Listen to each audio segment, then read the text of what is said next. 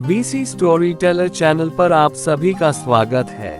आज की इस कहानी में हम जानेंगे भद्रा और मदिरा के उस साहसिक जीवन के बारे में जिसमें उन्होंने केवल राजकाज ही नहीं संभाला बल्कि युद्ध और संघर्षों में भी महत्वपूर्ण भूमिका निभाई।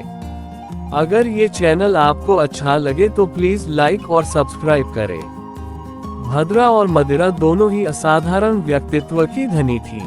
बचपन से ही उन्हें केवल शास्त्रों और नीति की शिक्षा ही नहीं दी गई बल्कि शस्त्र चलाने, युद्ध कौशल और रणनीति की भी गहरी समझ दी गई। समय के साथ जब राज्य पर संकट के बादल मंडराने लगे तब इन दोनों ने स्वयं आगे बढ़कर जिम्मेदारी संभाली। राज्य के सीमावर्ती क्षेत्रों में शत्रुओं की गतिविधियां बढ़ने लगी थी।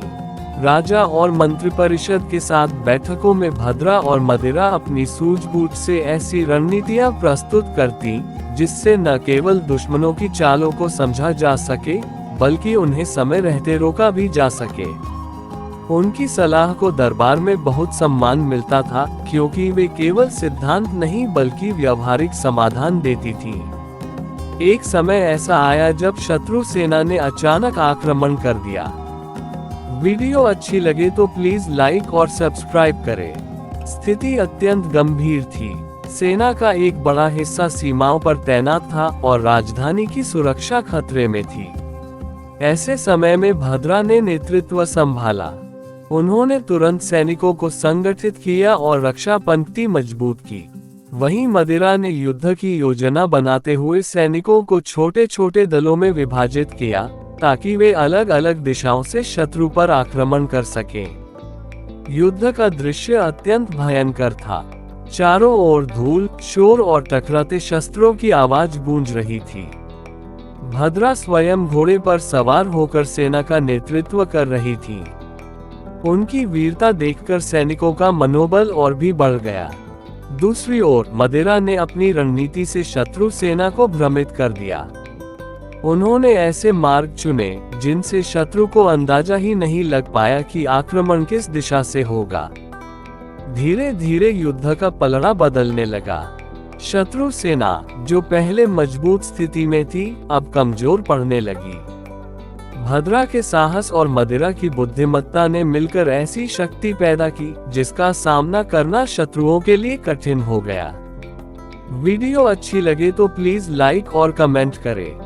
अंततः शत्रु को पीछे हटना पड़ा और राज्य सुरक्षित हो गया। युद्ध के बाद भी उनका कार्य समाप्त नहीं हुआ। उन्होंने घायल सैनिकों की देखभाल का प्रबंध किया, राज्य में शांति स्थापित की और लोगों का मनोबल बढ़ाया। उन्होंने ये सुनिश्चित किया कि युद्ध का प्रभाव आम जनता के जीवन पर कम से कम पड़े। उनके इस मानवीय दृष्टिकोण ने उन्हें केवल योद्धा ही नहीं बल्कि एक आदर्श शासक भी बना दिया। समय के साथ भद्रा और मदिरा की ख्याति दूर दूर तक फैल गई। लोग उन्हें केवल राजकुमारियां या रानियां नहीं बल्कि साहस, बुद्धि और करुणा की प्रतीक के रूप में देखने लगे। उन्होंने ये सिद्ध कर दिया कि नेतृत्व केवल सिंहासन पर बैठकर आदेश देने से नहीं आता बल्कि कठिन परिस्थितियों में आगे बढ़कर जिम्मेदारी निभाने से आता है। उनकी यह कहानी हमें सिखाती है कि जब ज्ञान और साहस का संगम होता है तब कोई भी चुनौती बड़ी नहीं होती। चाहे परिस्थितियां कितनी भी कठिन क्यों न हो, यदि हमारे अंदर दृढ़ निश्चय और सही सोच हो तो हम हर संघर्ष में विजय प्राप्त कर सकते हैं। Thanks for watching.